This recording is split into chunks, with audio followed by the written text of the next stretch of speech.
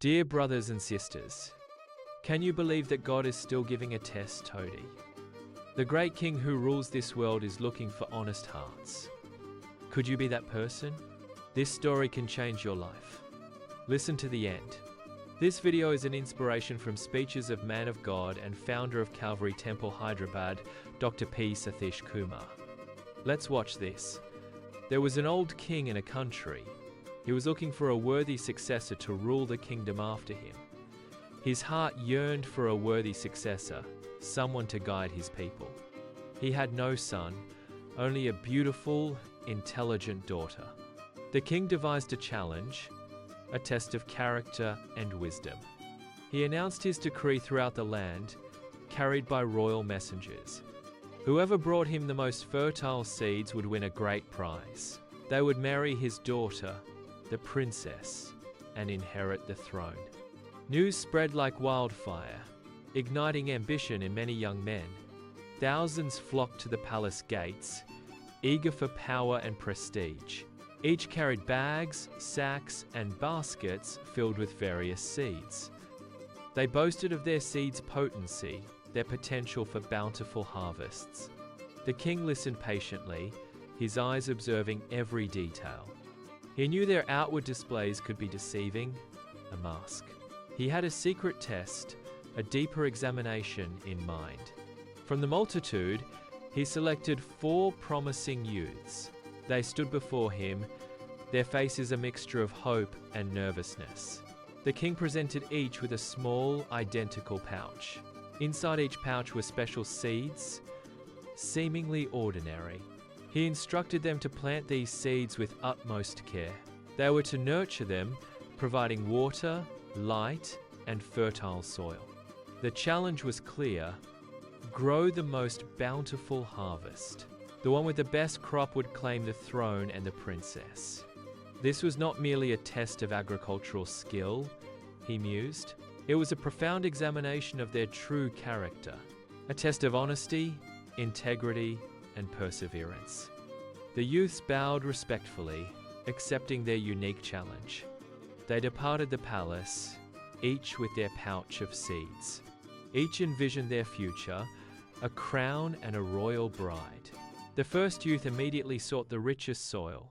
He tilled the earth, preparing it meticulously for his seeds.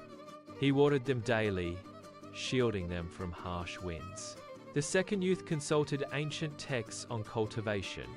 He built an elaborate greenhouse, controlling temperature and light. He spoke to his seeds, whispering words of encouragement. The third youth, pragmatic, hired experienced gardeners. He delegated tasks, ensuring optimal conditions for growth. He envisioned a magnificent, overflowing harvest. The fourth youth, humble and earnest, worked alone. He found a small patch of land behind his modest home. He planted his seeds with hope, tending them lovingly. Days turned into weeks, weeks into months, under the sun. The first youth saw no sprouts, only barren earth. He grew frustrated, yet continued his diligent efforts. The second youth's greenhouse remained empty, silent. He reread his books, trying new techniques, but to no avail. The third youth's gardeners reported no signs of life.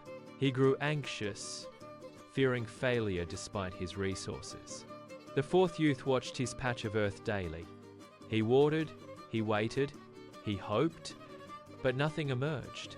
His heart grew heavy with each passing, fruitless day. The time for the harvest report was drawing near. The youths prepared to return to the king, their fate sealed. Each would soon face the king's discerning gaze. The true measure of their character would be revealed. The king awaited their return, knowing his secret test. The king had given special seeds to 4 youths. They were to plant and nurture them carefully. The throne awaited the most bountiful harvest. This was a test of character, not just skill. Months passed, filled with anticipation. The day of judgment finally arrived. 3 youths approached the king with pride. Their baskets overflowed with vibrant produce. One boasted of his giant pumpkins. Another displayed luscious red tomatoes. The third presented a bounty of golden corn. Each claimed their harvest was the best. Their faces shone with false confidence. The king listened, his expression unreadable. He nodded slowly, observing their boasts. Then, a fourth youth stepped forward. His hands were empty, his head bowed low. A heavy heart weighed on his shoulders. He approached the king with genuine sorrow. He confessed his failure, his voice trembling. Not a single seed had sprouted for him. He had tried everything, day and night. Fertile soil, ample water, warm sunlight. Yet, his pots remained stubbornly barren. He admitted his perceived inadequacy. He expected disappointment, perhaps banishment. A hush fell over the assembled court. The other youths smirked, whispering. They saw his empty hands as weakness. To everyone's surprise, the king smiled. He stepped down from his grand throne. He walked directly to the fourth youth. He embraced him warmly, a father's hug. The court gasped in utter disbelief. The king then turned to the crowd. His voice boomed, clear and strong. "Behold, your true heir stands before you." The three boastful youths looked stunned. Confusion rippled through the onlookers. The king raised a hand for silence. "The seeds I gave you were all boiled." A collective murmur swept through the hall.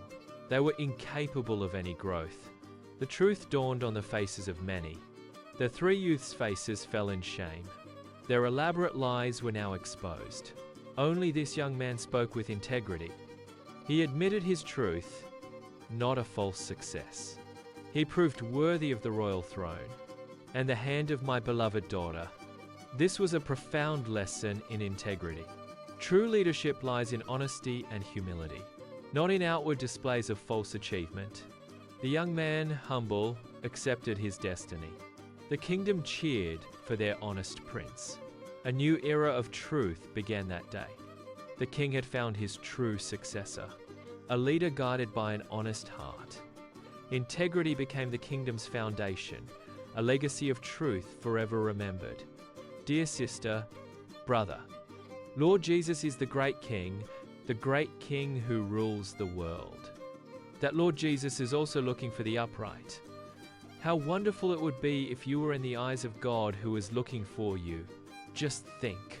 The eyes of the Lord run to and fro throughout the whole earth to show himself strong in behalf of those whose heart is complete toward him.